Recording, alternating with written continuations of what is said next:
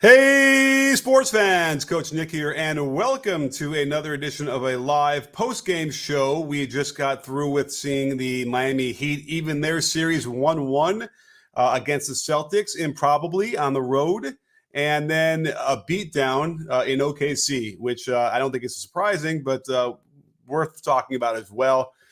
Great to have everybody here. We're going to be joined in a few minutes by Chip Clark, friend of the breakdown, who's also a college referee. We're going to discuss the games and then, anything that might come up with refereeing. And we can answer some of your questions you might have about refereeing, which is going to be really important. Chip's great at doing that. But what's going on, everybody? Great to see everybody here so far. Johnny, what's going on, my man? Pretentious Prodigy, Jenny, Dave, Bron. Always great to see you, Bron. Is excited about OKC. Let's talk about this a little bit. Was anybody surprised? Did anybody think that maybe the Pelicans were going to try and put something together here and get a win? Because, I think what we saw tonight was sort of the quiet desperation of a team that just is not as good as the other team, which makes perfect sense. They're an 8th seed. They're missing their best player in Zion, which really, really is killing them. But, they're just having to expend so much energy and play like so hard that you kind of just lose your balance and lose your sense of processing. Everything is just, too tense. Good question about Combo. Combo's probably sleeping right now. He's on the East Coast, doesn't stay up that late. We do generally these live post game shows, I'll do them solo or I'll do it with other guests who come on who do stay up late, like Chip. He'll be here probably in a minute. But what's going on, Martin? Great to see you. Dave, as always, and Nova the Don. Interesting. They have no chance without Zion. That is correct. They might have little fits and starts where you can kind of see them, sort of get close. But, Larry Nance needs to work on his offensive game. I find myself, cringing a little bit when they pass it to him. And I just don't know if he's going to understand how to make the right decisions. He's not that guy. And they feed him a little bit too much. It's a little bit frustrating to me. But the bottom line is it's Jalen Williams is just the real deal. He is just there's no answer for him. I mean, listen, there's no answer for SGA. That guy is ridiculous, right? But I think what thing is going to put them over the top for OKC is obviously Chet and then Jay Williams, because those two guys, Chet he'll get bullied, and we saw that in the beginning. So they had this idea they're going to go at him with Valanciunas, but it kind of takes everybody else out of their rhythm, right? Because it's not really what the Pelicans do. So they got something out of that in the beginning, but not enough. And then defensively, they kept breaking down, even though they have, guys like Herb Jones and certainly Trey Murphy the third, who are just really good long defenders. So there's no question that the Pelicans are on the rise. They're going to be a great team that people are going to have a really hard time beating, without question. They just got to somehow keep Zion healthy. And there's a Brandon Ingram problem. I know he's coming back from injury or whatever, but he was really, really not good. I know he even went off in the third a little bit and scored some points, but on both ends of the floor, he's just not good at all. His defense is really poor. Effort was not there. Rotations, and he's just sort of slow in his in reacting. So, and then offensively, like Dort is just taking him out of whatever he wants to do. So that's just not a good matchup for them. And he went out to start. He played the whole first quarter. And when he comes out in the second, they cut it. They went from down 13 to down 8. And it just looked better. And then he comes back in, and then they go back up down 13, 14, and the game was over. So Ingram is a guy that's not helping them like they would need him to. Now, may he get back to New Orleans and all of a sudden, find his 25-point a game scorer? Maybe. And then maybe they'll be a little bit more competitive. But it's I think this is probably going to end up being some sort of a sweep or a gentleman's sweep. We have our first super chat already. So don't forget, if you want to have your questions answered, use the super chat. It's a great way to do it on YouTube. And right before we do that, we have Chip Clark ready to join us. So what is going on, Chip? How are you, my man? Hey, what's up, Coach? It's good to see you, man. Thanks for having me on. Oh, my pleasure. Great to have you be here. Someone I could actually talk to. I mean, I do these one-mans, but it's always better to have someone else to talk to. And certainly when we can get into some refereeing stuff, it's going to be great. Absolutely, man. Absolutely. I'm here. Anything you need, man, let me know. Okay. Well, I suppose let's get to the first super chats, and we want to make sure we don't get too long in the tooth on these. But and then we'll talk some more about the games. But Perfect. Braun, best friend of the breakdown, thank you so much, Braun. It's always great to see you here and have you be part of the show. Big adjustment that I saw with SGA is that he was screening off ball to get anyone but Herb on him. Ingram needs to do more of that. So that's a really interesting thing because the traditional way of forcing a switch to get Herb off of you would have been if you give SGA the ball and then have someone screen for him.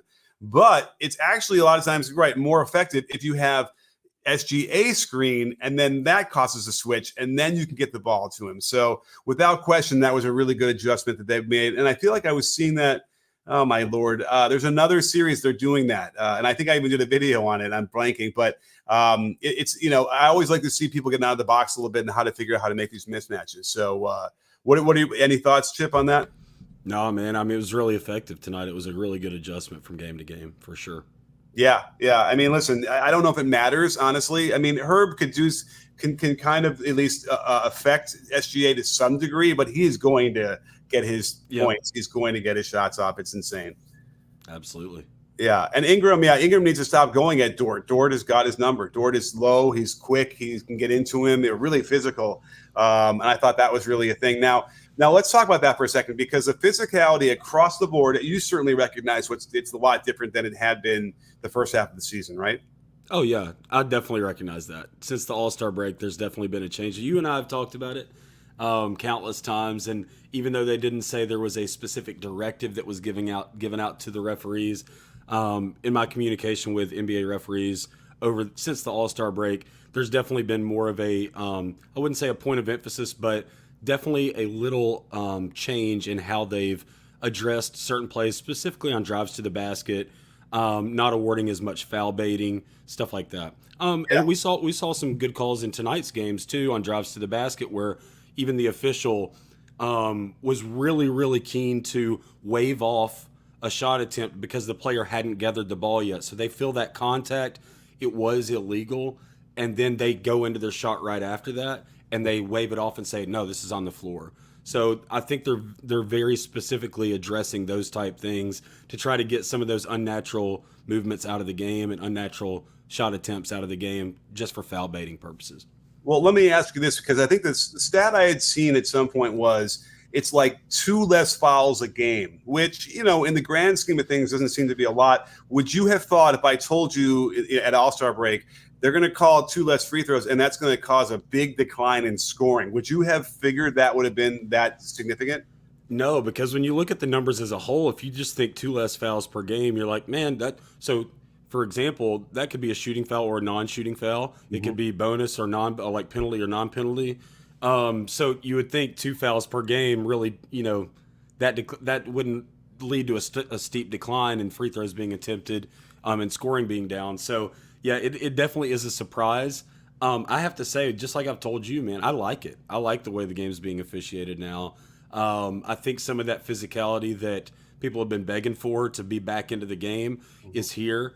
I do understand people saying, they're complaining about, hey, if you're switching something up during the season, let people know, But I believe it's one of those things, too, where even under the rules they have, it's not a necessary rule change, per se, or amending a rule. It's really a directive and it's not even a specific directive, but it's a concentrated effort to make sure that they are not over officiating certain plays, specifically on drives to the basket and post physicality.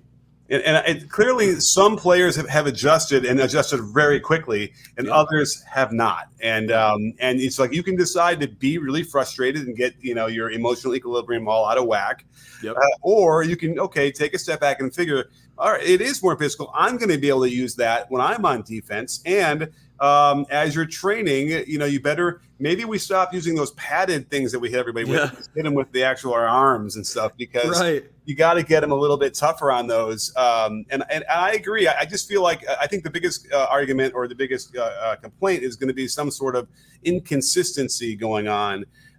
Which it could be happening as well as the referees are adjusting to sort of the new version of calling it. But do you feel like for the longest time we always said in the playoffs those are not calls, right? Like there's always a different shift anyway.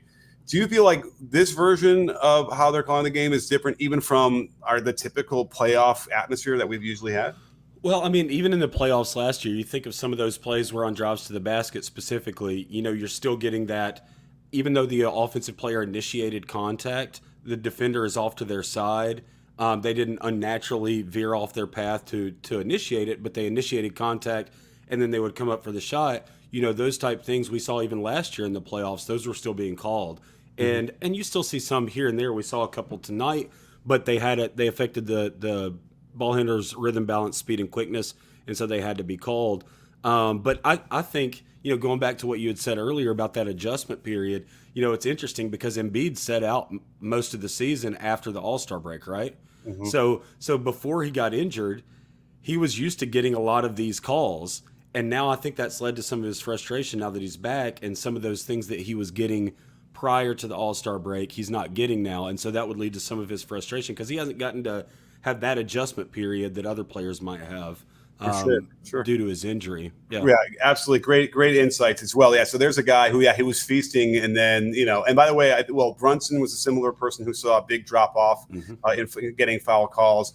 And, it actually starts to affect the coaches too. You can see them getting, Nick Nurse. We'll talk about that in a second, actually, the ending of that game, because that came up and they're like trying to protest it. But we have another super chat. Let me just get to that real quick. Friend of the breakdown, Daniel Cini from my man down in Australia. Great to see you. Thank you so much, Daniel, for being part of the super chats. And he's like, hey, coach, go OKC. Chet will play JV off the court. And certainly there isn't a bigger OKC fan in Australia than Daniel. I'll tell you that right now. That was kind of fascinating. We saw it also in the first game with KP and whether or not they're going to be able to keep him on the court if the Heat go small. And by the way, it's actually an interesting sort of parallel here because the Miami Heat are sort of in the same boat as the Pelicans, right? They're missing Jimmy Butler. Jeez Louise, am I missing anybody else? They're missing Jimmy Butler, but either way, they're their best player. So they're missing Zion for the Pelicans. And yet, look what the Heat are doing, right? The Heat had a different kind of a game plan, and they executed it really well. Meanwhile, the Pelicans just sort of were not handling the kind of intense defense. Now, that said, I think the difference also could be that the Celtics are either can't or won't or didn't play the kind of physical, intense defense that you saw OKC tonight. Is that a fair statement? Yeah, for sure. Absolutely. And then you talk about the adjustments Spoelstra made and kind of you had even tweeted about some of the zone defense that was being run too. Like I loved the adjustments for sure. And there's less physicality involved in that zone play too. And from officiating standpoint, there's less to officiate. So when you're on zone, the biggest thing you got to worry about then is cutters, stuff like that in 3 seconds, and so to make sure that they're actually have a competitive matchup that someone they're actually actively guarding. Let me ask you this. So, I think it's always a good idea for referees to know the X's and O's and understand how the game is played. And so does that sort of thing kick in for you? Like you recognize zone defense as a strategy when they're playing it, and then that also then shifts you into a different mode of how you're going to referee that possession. Is that safe? 1,000%, and it's not just that possession either. So if you guys, and sorry, I'm going officiating nerd here, but if you guys do take time when you replay and watch games, if you watch the officials when the ball's coming up the court, officials are scanning the floor, specifically the lead. If the ball's coming up slowly, the lead and the slot official are going to be scanning the floor looking for competitive matchups that can hurt them the most. They're also going to be logging different things in their head. So, I know a few NBA referees I've talked to that have helped me add this to my game is literally they're cataloging stuff throughout the game, and they keep that running total in their head on certain things. So the slot official, when they're coming back up the court and they don't have a competitive matchup, they're scanning the floor saying, okay, this defender has 3 fouls, this defender has 2 fouls, this defender has 4 fouls, just so they're not putting ticky-tack crap on people if it's going to be like their 4th or 5th foul. But also what we look for is competitive matchups, and we look for what the sets the offense is going to be running. And when you pick up zone defense, instantly here's a few tangible things that we immediately do. The lead official does not rotate as much on zone defense. In man-to-man defense, the officials manual, NBA officials manual says lead look for a reason to rotate. So they want you to get over to the side where the ball action is, or where the competitive match is on the strong matchup is on the strong side. In zone defense, where there's not as much, there may be some cutting and stuff like that, but there's not as much action that needs you to rotate because plays curl right back to you. They don't want the lead to rotate as much. So you're automatically telling yourself, okay, let me hold my position here, wait for this matchup, this play to develop. Let me see what actions they're running. And that dictates where I get my eyes, how quick I get it there, and whether or not I rotate. That's fascinating. I never really thought about that. And before I forget, I just want to throw this out there. Seahorn, thank you. Yes, Terry Rozier is also missing, who would help. I don't know how much he would help, but he would help. And so let's talk a little bit about that, because Eric Spoelstra is one of the all-time great coaches, as voted by the NBA coaches fraternity, and their game plan was clear. They wanted to shoot as many threes as they could, right? Yep. And I feel like as an official, that changes your way of having to call the game, because again, there's less drives, there's less complicated things you might have to deal with, which is good, I suppose. And so let me just go through this. So the Celtics, most of your game is going to be perimeter action. So your slot and your trail are going to be very busy with on-ball screens to get shooters open, and then you're going to be really focused on officiating jump shots. See the shooter up, see the shooter down, make sure they land cleanly, then get your eyes to rebounding. Absolutely. And so if you look at the number, I did, let me see if I can find the text, the tweet, because I have the number. But basically, the Heat took 43 threes out of the 75 total. So that's actually more than half were threes. And you can tell, like, they were hunting them. They were making sure they were spread across the floor. They went small. You have guys that can nail threes. Jaime Jaquez Jr., I got to tell you, like, watching him at UCLA, I've never been more happy to be so wrong about a player, because he never displayed this kind of, skill and ability to handle the ball like this at UCLA. And now he's being able to do all the things like that. And he brings the ball up for them, initiates offense, gets an occasional post up, because he did a lot of just posting up a lot of the time at UCLA. You got a guy like Nikola Jovic, who I remember Combo, my partner in Prime during the day, had been touting him, when he first got to the league. He can drive, he can shoot, he's got a beautiful jump shot, and really like a soft ball, as I call it, like when you shoot it. Caleb Martin's funny. He's got a catapult. He does. What's that? He does. You're absolutely right.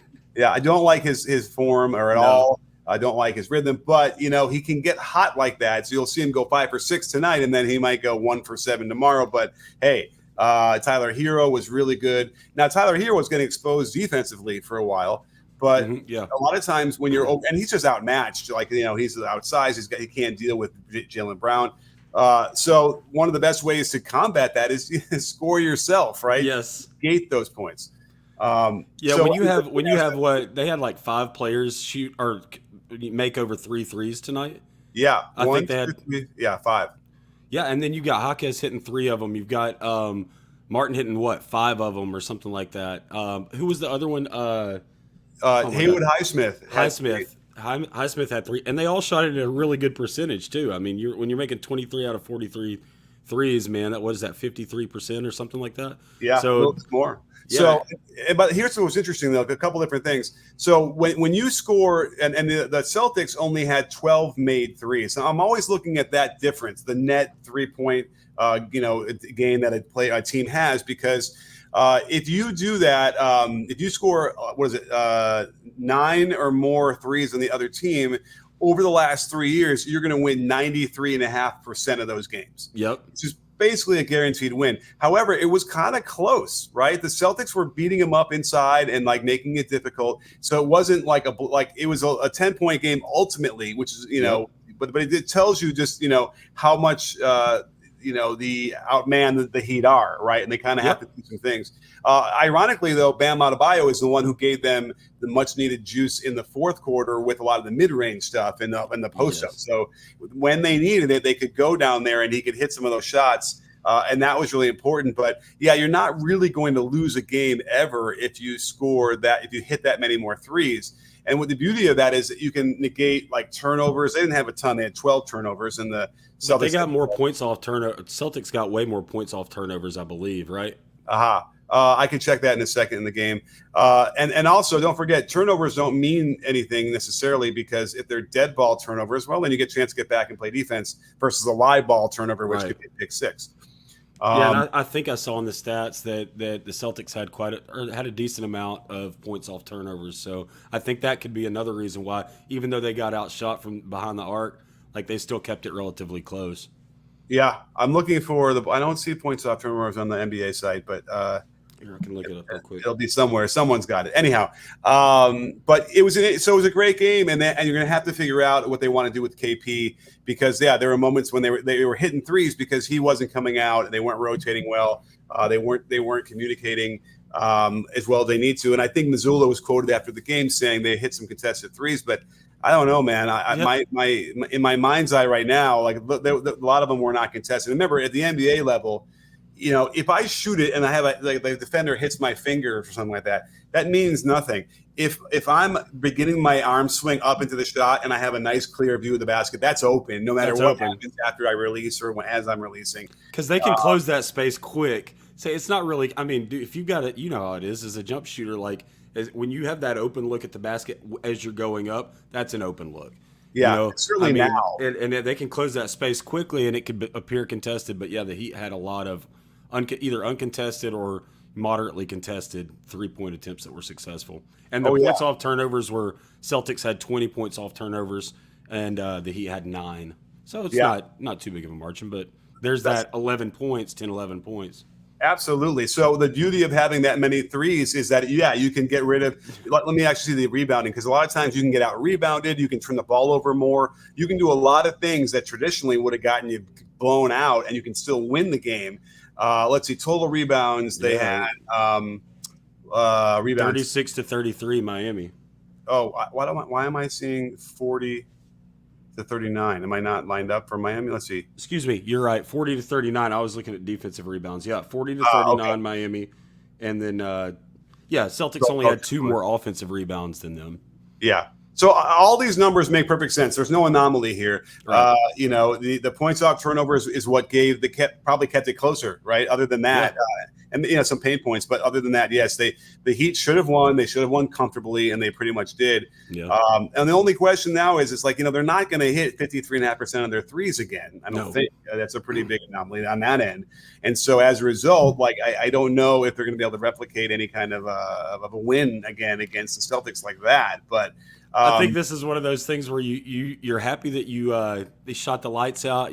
You're happy you got a road win, and now you did away with home court advantage. Now you go back home and you let the chips fall where they may, and just hope you get hot again. But but it's not just a hope thing. Anytime you got Eric Spoelstra on the sideline, you have a chance, in my opinion, from an adjustment standpoint. Now, I mean, obviously, I think there's no denying, and I don't think any reasonable person would think that the Heat should win this series. I think the Celtics are much better. But when you got Spoelstra and you got some defensive adjustments that can be made, I like their chances to keep it close in some of these. Yeah. I mean, we still saw some issues, that plagued the Celtics a little bit. I know they didn't have a ton of turnovers, but there's still some stuff in there. Let me look at what the numbers for. So Jaylen Brown, 13 for 23, Jason Tatum, 10 for 20. So they shot well. Yeah, they shot well. I'm in my mind's eye. So KP was the real kind of culprit there, I think. And they didn't really get much off the bench. So they're going to have to figure that one out, and if there is an issue, or just sort of chalk that one up to out of their minds, and it won't happen again. But I think that they need to have to figure out a way to bring a little bit more intensity to the defensive end, which they should. All year long they were a top defensive team, so I don't think that should be an adjustment. But you would have thought after the first half, then they would have turned that up. They didn't, so it's a little bit of a concern, but nothing worth talking about or getting worried about until if it happens again, right? Yes. Then we'll have to. But all right, so let's talk a little bit about the end of the. I know we went on this with Combo, but the end of the game with Nick Nurse, who they want to now file a grievance, I think, right, for the league, and as if there were some problematics with calls. I take it you saw what Nick Nurse said about the timeout that he was trying to call, and how did you process that play watching it? Okay, so when I was watching it live, so here's I watch games differently than most people. I watch it through a ref's lens most of the time. So I'd see the game differently than most people. But when I'm watching that, all the action's going down. First of all, the first thing I'm yelling at the TV is, why are you not calling a timeout as soon as Brunson makes that three? Yeah. Call the timeout, advance the ball right away. Why are you trying to get a quick inbound? You know, there's so many more things that can go wrong in that situation. Get the ball up court, you know? And of course, I have to say this. I'm not pulling for either team. I'm just saying, as soon as that ball drops, I'm looking at Nurse, because that's what I would do if I was the official. Mm-hmm. And that's what the official did. I guarantee you, they looked at him right as that ball dropped, and looked to see if he was calling a timeout. He didn't. He just froze.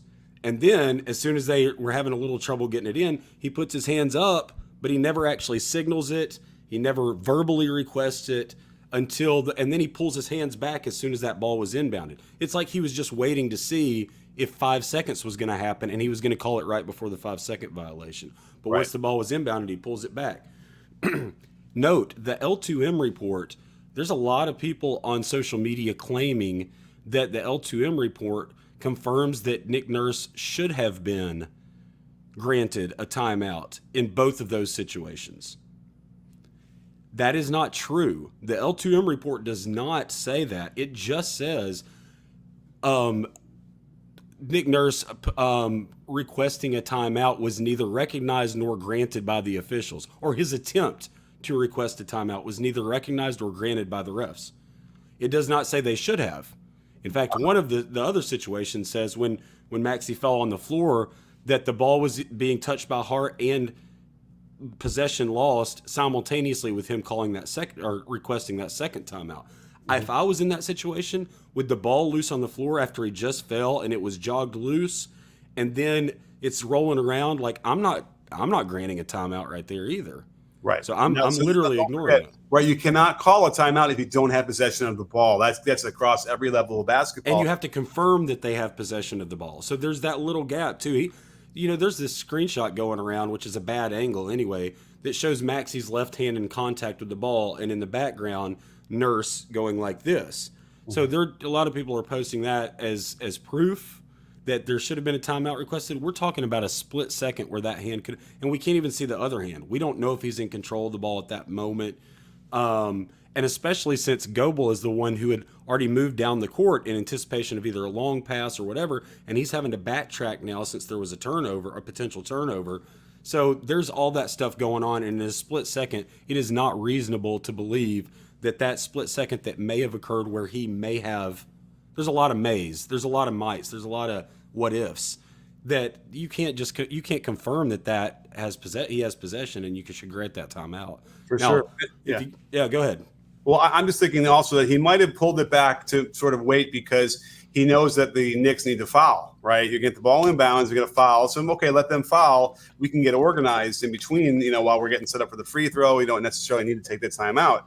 And so I kind of got that a little bit about not calling it before they inbounded it. But I got to tell you, I haven't seen, for some reason, a different angle of the pass to Maxey because you see Lowry toss it to him. He doesn't really throw it hard. He kind of tosses it to him. Doesn't bounce as a bounce pass, but when it hits Maxey's hand, it goes up in the air to like 9 feet high, right? And now it's really loose. It's really loose.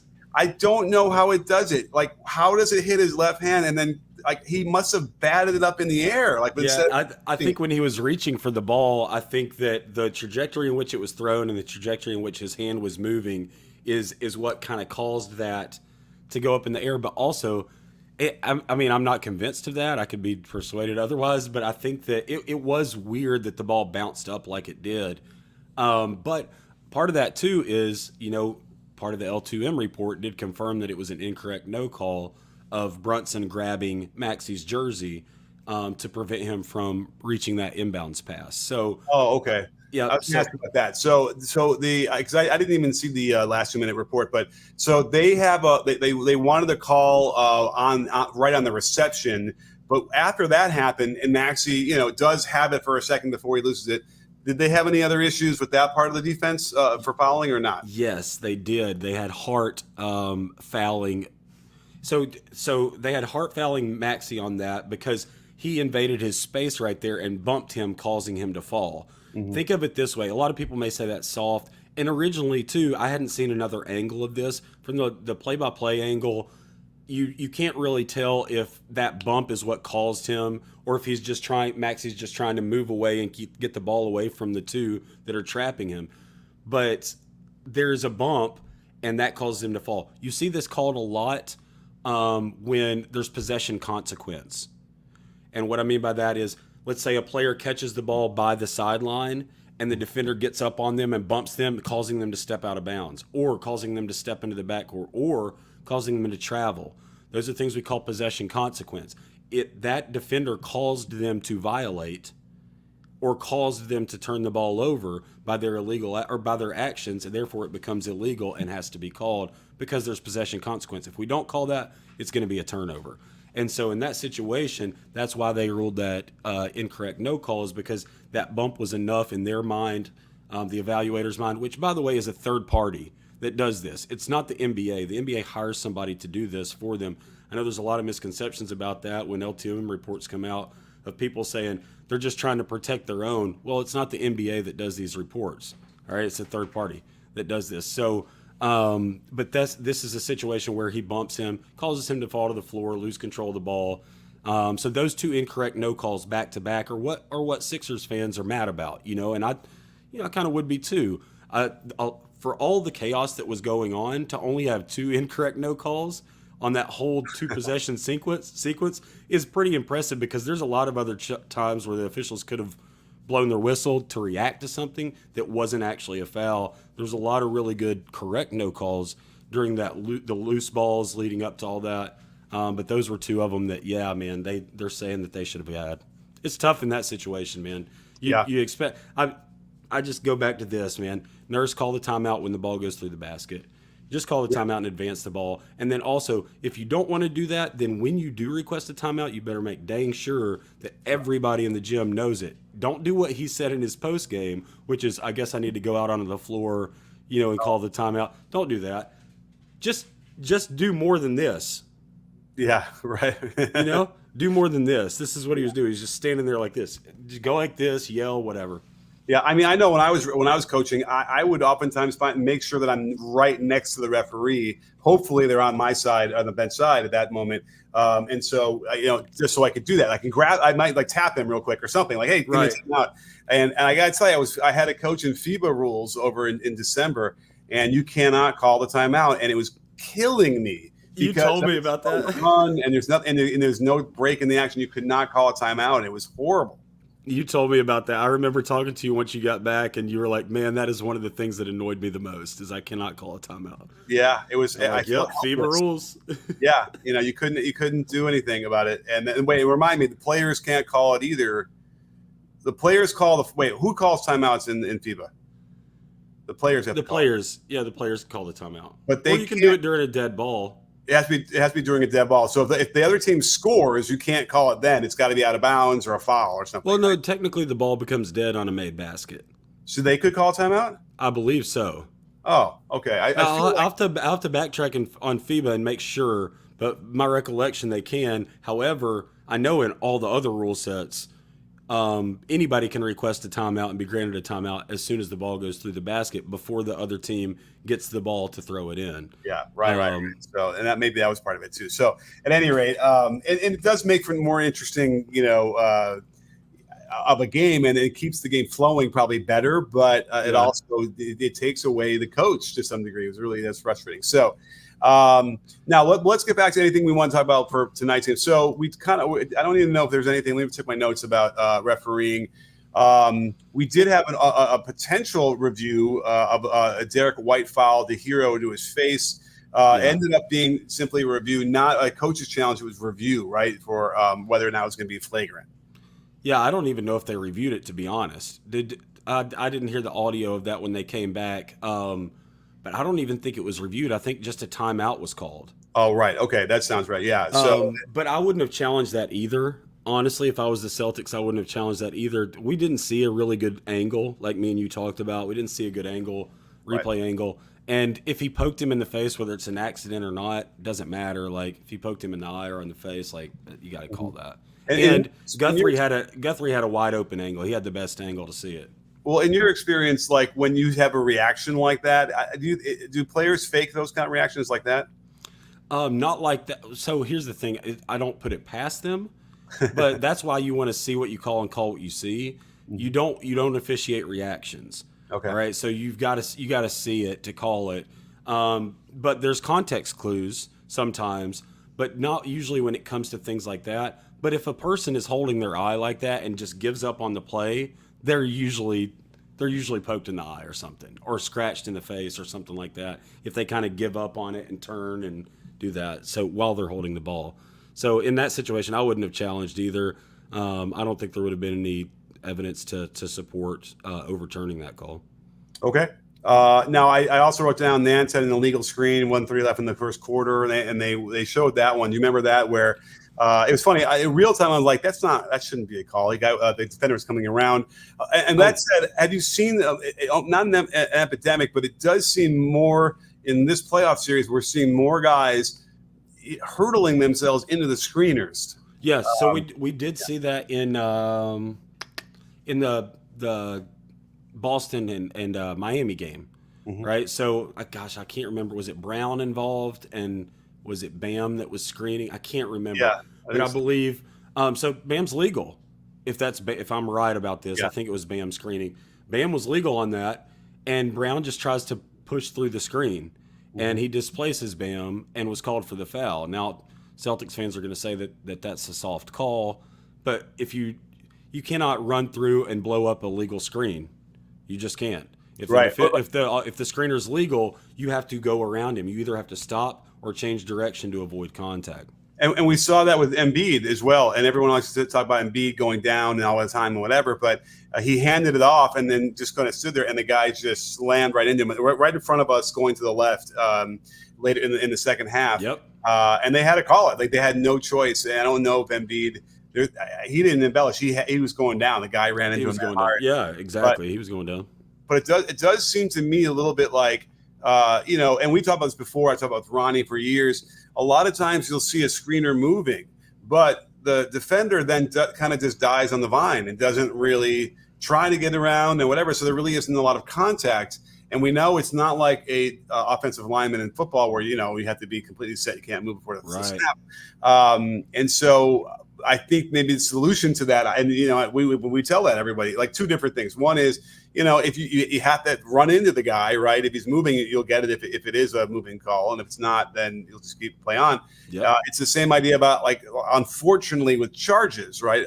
A lot of times with charges, you got to fall down, right? Or do you feel like that's a big component of getting the call? I'll say the overwhelming majority of offensive or of charge calls have that element to it of the defender actually falling down as part of being displaced. Yeah. If you're displaced, so here's the deal: you have to be super stationary in order to be displaced and not fall, right? So, like, for it to look like you're displaced and still not fall, if you're backpedaling at all, even if you're directly in their path, you're still legal as a defender. But if you're backpedaling and they go into you and you absorb contact but you don't fall, then it's you giving ground. You're not displaced, you're giving ground. Interesting. But if you're stationary and you take that and you absorb that contact in your chest and you stumble backwards, most of the time you're going to fall, but sometimes you're going to just pedal backwards after that contact. And if you were stationary, it's obvious that you were displaced. Yeah. Well, hey, when I was playing in 8th grade once, I pressured somebody like that, hands up, and the guy was kind of pushing me backwards, and I'm just sort of backpedaling, and they finally did. They called it. They called it. Oh, really? Yeah, I'll never forget that. That was exciting. Yeah. But when you go back to screening action too, so like you had mentioned a great point about what you're teaching and stuff, or what you teach.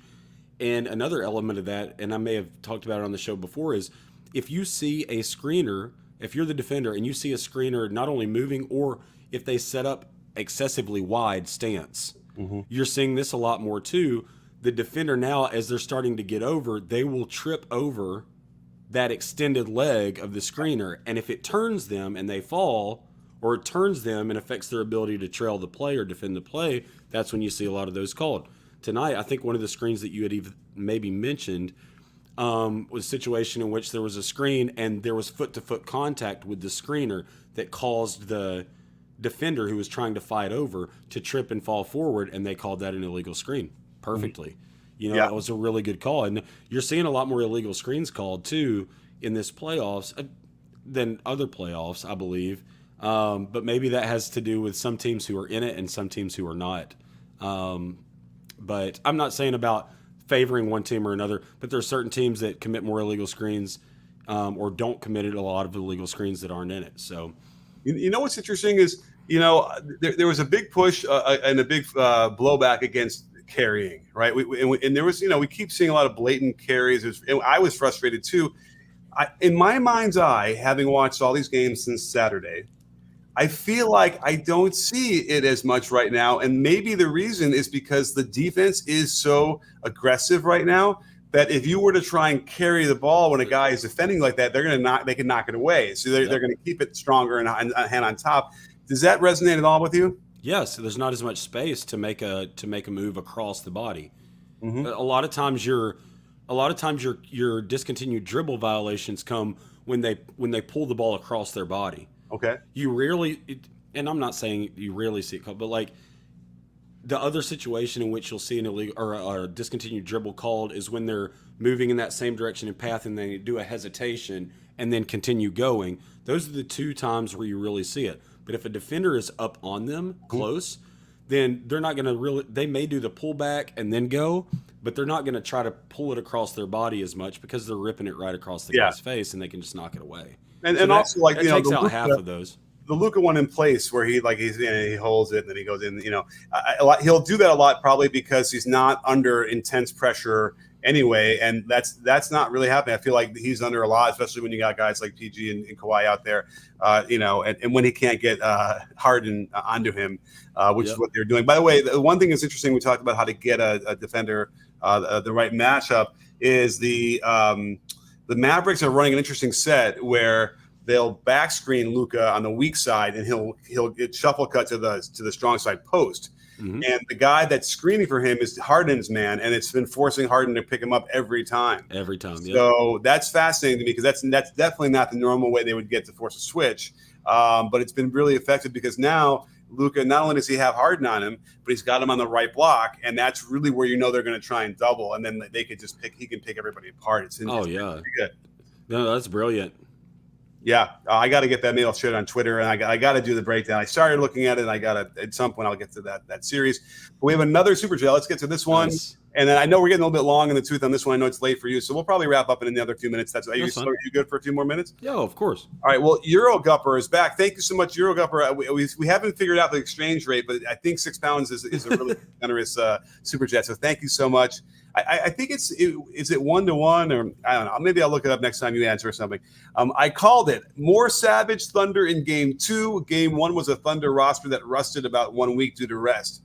So yes, without question, and we see this all the time when you have a long layoff, they are rusty and it's kind of hard to get back into the swing of things. And there's no question that they were overwhelming an undermanned team. It really does suck that someone like Zion is not playing. But to top that off, Brandon Ingram is just not up for this. I don't think he's ready for the and he's better. I mean, we know he's better than what he's been showing, and absolutely probably the mitigating circumstances are coming back, and that's too bad. But you know what? Maybe he'll get some more mojo back when he gets home. Because I don't want to see a sweep. I'd like to see some competitive basketball, and these when it's a blowout, it just bums me out. But definitely good call, Eurogupper. I remember when you on the first live show we talked about that was they were rusty. So no more excuses for that. They better come out on fire every time now, right? And we have another one. Okay, Module Cell. Thank you so much. Oh my goodness, very, very generous. Thank you, Module Cell. I really appreciate it. Have the Celtics matured over the years, and do the Heat have more to prove than the Celtics? The maturity of the Celtics is still in question, right? What do you think, Chip? I agree. I was about to say the same thing. Yeah, I was about to say, like, to me, and you could correct me if I'm wrong, I don't see much of a difference from playoff roster to playoff roster for the Celtics, like from year to year to year. Mm-hmm. Over these last 2 or 3 years. Now, you can talk about changes in personnel and stuff like that. And you can talk about changes in mindset all you want. I just don't. I mean, what have they done? And you educate me on this because you get to watch more during the season. What have they done to make sure they don't have the collapses like they've had? And I don't even want to call them collapses, but their exits that they had in the last couple of playoffs. Yeah, I mean, we've seen just sort of fundamental breakdowns and like just bad turnovers and bad decisions, and a lot of times you'll sort of, and not even sure it's a tangible thing that you can see, like they've gone through the fire, they've had some disappointments, and then you can see it in their eyes. Like I hate to make it seem like it's some weird esoteric thing like that. Because it's not like they're they don't lose their minds. They don't sort of get technical fouls and start throwing the ball and getting, histrionic. And you don't see a lot of that, even when it isn't going great for them. So that's not really it. I mean, what I kind of tend to think about is, like Jason Tatum had that one great like fourth quarter last year against like Philly, maybe in Game 7 or Game 6, maybe. And but before that, he was the worst player on the floor. Yeah. And like that kind of happens sometimes. They get into these funks, I suppose, what you can call it, right? Jaylen Brown gets into a bit of a funk, or they're like, it's my turn, it's your turn. They lose some of the motion that makes them difficult to guard, and that is also part of the maturity process, right? That to be able to sustain the right way to play, quote unquote, through that kind of stuff, and they don't. That's what they lose sometimes, and that's all. It's coaching, it's playing, it's all that stuff. So that is one thing they have to prove. We have not gotten there, and we're not going to have to worry. I don't think in the first round. I think this is going to be, the Heat will pat them on the shoulder and say that was a great effort, right? But I don't think anybody expects them to win this series. And so to the second part of that question, which is a great question, the Celtics have more to prove because they have a lot of unfinished business. I just don't think the expectations are there for the Heat like they are for the Celtics. And as a result, there's all sorts of pressure on them. Yes, that's true. Which I was going to take this. I was talking about this about Luka. So Luka had a crazy pass last night, like with in a crucial moment at the end of the game. He jumps into the air, which I know the old school coaches, already losing their minds. And he's like, it was okay. And I had said it was a no look pass. It's a look away because he was away. Yep. Looking. And then the last second he turns and he throws a bounce pass that was, Russell Westbrook is like jumping up and down. I don't even know why. I think he just couldn't believe what he saw. And the man had it and it didn't, he couldn't steal it. But the point I was going to make was, we should be teaching every player at every level, how to throw no look passes. We need to encourage that kind of creativity. But to me, a lot of the times it looks like Luka is just effing around. He's just screwing around out there, right? Yeah. The shots he takes and makes, and you see him smiling and laughing afterwards because he's probably like, I don't know, I just threw it up there and went in. Hey. But I think it's because he's not feeling any of that pressure that a lot of players have and feel and shrink under for a lot of reasons. Coaches could be putting the pressure on them, the fans, the whole thing. He is literally just screwing around, in a good way. Yeah. And he's transcended the notion of any pressure on him. And as a result, he performs and can finish. And I think that's a lesson we all can learn. Oh, yeah, man. Maybe it's the Euro side of him, too. He just looks like he enjoys playing basketball, and like it's just not that – like it's not that big of a deal. I mean, not to say he doesn't take it seriously because obviously we see how aggressive he gets after he made that clutch three, and yelling to the crowd and all that stuff. Like, so obviously he's into it. He wants to win, and I'm not saying it's lackadaisical. I'm just saying it's loose, and you want to play loose. And I will say this, though, like – obviously I love his game. Going to another series, I love Ant Edwards' game. But those two, in my opinion, when it comes to officiating or whatever, like I think that those two right now are my two front runners for the stars that argue the most correct no calls or calls. Like they argue with officials about more correct decisions that the officials make than almost any other players in the league. And that annoys me to no end. Like, if it's an obvious correct call, just leave it alone, man. There's no reason to argue. But him and Ant do that all the time. And so, but great players, man. I love both their games. That's just my pet peeve with them sometimes is like, man, dude, come on, pick your spots, Yeah. And I suppose, you can argue like the way you would do it as well is important. Although arguing is arguing anyway. Yeah. But, I suppose there are some players that could be, in a very calm and a very, in almost an aside, make their point as they're running down, whatever it is, and then the other players who have to make a big deal about it and whatever. And again, refs are human; they have emotions. That all factors into it. I mean, yeah. So it's like it's on them to be able to figure out a way where they can navigate that too. And by the way, a lot of these refs are amazing in their patience. Yeah. Oh my God, dude, are you kidding me? Like, I gotta say this real quick. You see all the time, so many people on NBA Twitter or wherever call refs soft all the time for giving technical fouls. And honestly, I wish that we could do this. I wish the NBA would allow a different subscription service to where you could hear mic'd up officials throughout the games and you could hear all their conversations with players. Yeah.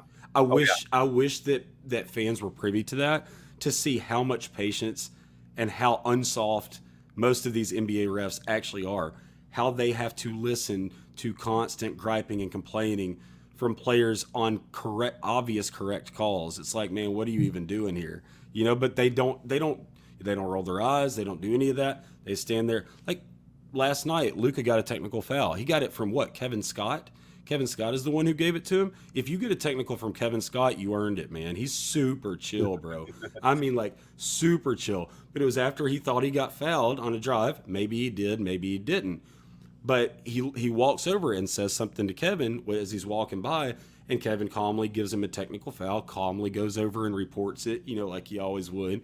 And everybody looks at that saying, how is that tech worthy? This is the playoffs. Well, they forget about that part in the rule book where running tirades or constant griping and complaining basically adds up. And then once you get to this certain point, it's full. That's the line has been crossed. It's like, man, we gave you 75 chances. And now this one is like, man, this is enough. I can't keep letting you do this. And such a great point. And we were not. Oftentimes there could be warnings we don't know, and we didn't know about it. Yes. But certainly the players did, and they won't stop. And there is no other choice at that point. And I have to imagine. I mean, I've seen enough of the NBA refs. You can almost tell like they're frustrated that they have to make the call. Like, yes, I don't want to do this. I told you not to do this, but you're not behaving. Whatever we need. You're forcing my hand. And like, here's the thing too. I believe players in the playoffs take advantage of this. Me and you talk all the time about playoff officiating. Mm-hmm. You ask me, hey, is this your playoff answer or is this your regular season answer? When you send me plays from time to time, and honestly, I think players take advantage of the officials in the playoffs because they are smart enough to know that officials actually don't want to give technical fouls, especially in the playoffs where all eyes are on this game. Mm-hmm. You know what I mean? Yeah. So it's like all the NBA fans are watching this one game, unless there's two running at the same time. But yeah, for the most part, they're all watching this one game. They don't want to give a technical foul. They really don't. And I think players take advantage of that, knowing full well they don't want to give a technical and they want to try to avoid it if at all possible.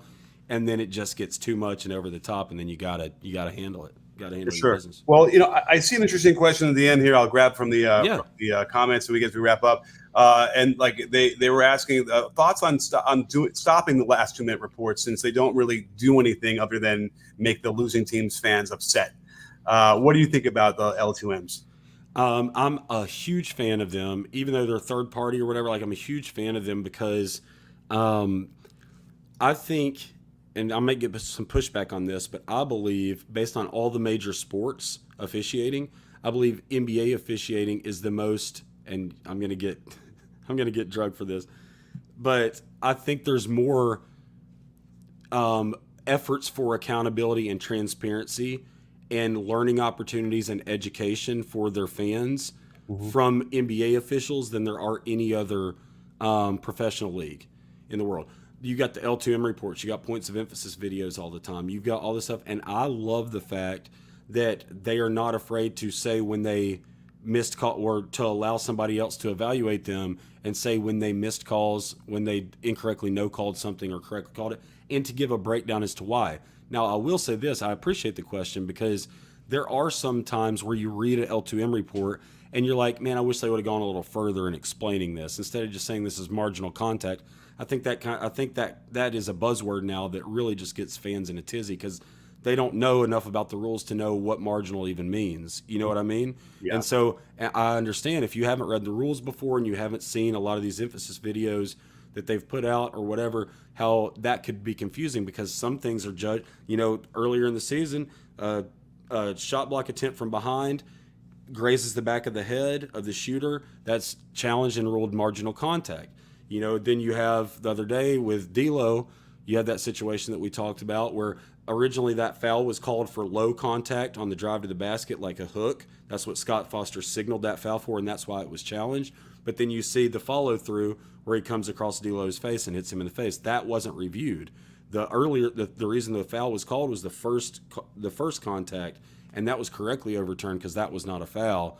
I just don't think they reviewed that contact to the face. So when they hear Scott Foster come back on the mic right there and say marginal contact, even though he said the hook is considered marginal contact, they think the whole thing is considered marginal, and that's what was reviewed, and it wasn't. So it was one of those things where I understand people's frustration when they see things like marginal in the L2M reports.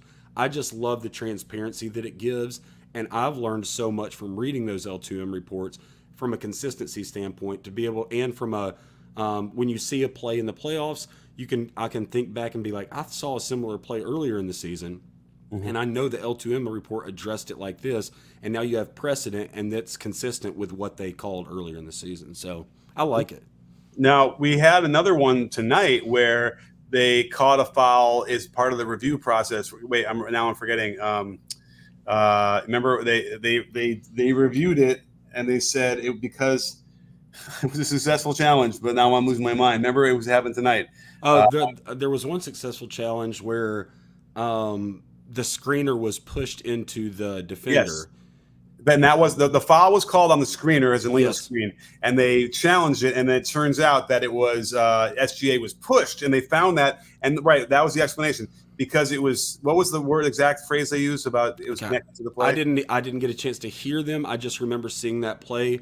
Okay. Honestly, I saw it on X on Twitter when I was scrolling through, and I was like, oh, that was called on SGA. I was like, if that was challenged, that's going to be overturned because he was pushed. Yeah. So I literally said that, and so then I looked it up and saw that it was overturned, but I didn't hear the rationale they gave. They basically said that because it's connected to the original play, they're allowed to add that as part of their review, and then use that as what happened versus what they called.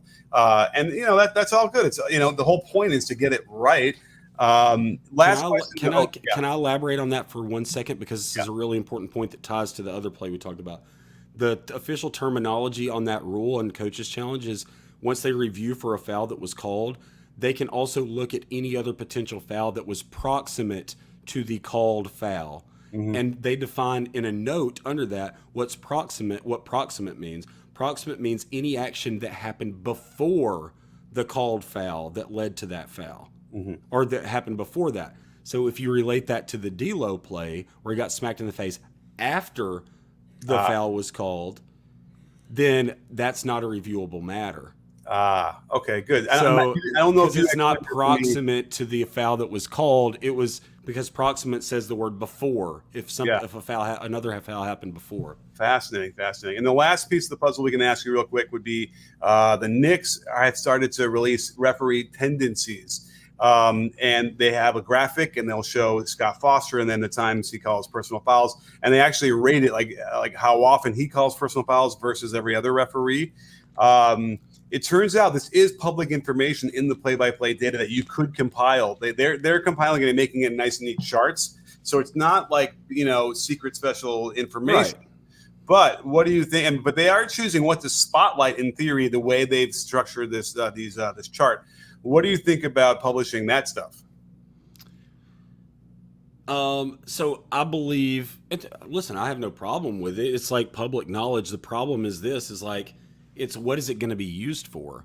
You can't moderate that. The NBA can't moderate that content. You know what I mean? It's like, at least with L2M or whatever, they can basically, if there's an agenda to, for an announcer to use that, they can choose what they say. They can choose what they want to highlight on the air of those type things to fit an agenda, And so essentially, you showed it to me the other day. It's like, when you look at these type things, let's say Brian Forte calls a foul, and then they go and say this, that, and the other. Well, I think it really only accentuates.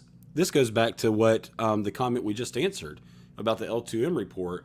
It doesn't really do anything but annoy the losing team's fans, is what he said about the L2M. this is, being able to highlight certain things like this to prove a point for or against, or have an agenda or something, which could possibly happen, does nothing to it only makes matters worse and only makes people believe what they want to believe even more. You know what I mean? Does that make sense? Yeah. And Yeah. it's just going to foster more. Sorry for the pun. It's just going to foster more hate towards the officials, Right. in my opinion. Yeah, there's no context to this. It's hard to really understand what we're looking at. So it's interesting. And yeah, and it's inflammatory to some degree because there's already some baggage with some of these referees. So, all right, I think a great point there.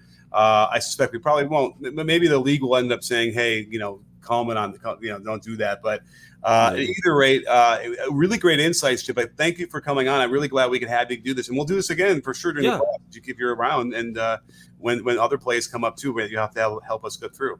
Absolutely, man. Thanks for letting me hop on. It was great. I'd sit down and watch you whenever you go live at night after these late games, because I told you, man, I can't go to bed till late. It's this curse that I have. I hear you. But yeah, so I love watching you. So might as well hop on and talk shop. I love it, brother. For sure. Well, there's a lot of people out there who are probably on the East Coast who can't sleep either because they're out there watching. So thank you all for being part of this. And again, thank you for the super chatters, Braun, Daniel, Euro Gupper, and Module Cell for helping us keep the lights on. And we'll be back very, very soon. We'll see if I might do one in the morning. Combo wants to go, but it might just be redundant. We already did it, but we'll see. So just keep your notifications on, and we'll be back. And don't forget, sports fans, B-Ball Breakdown. We're not a channel. We're a conversation. You in? Are you in, Chip? I'm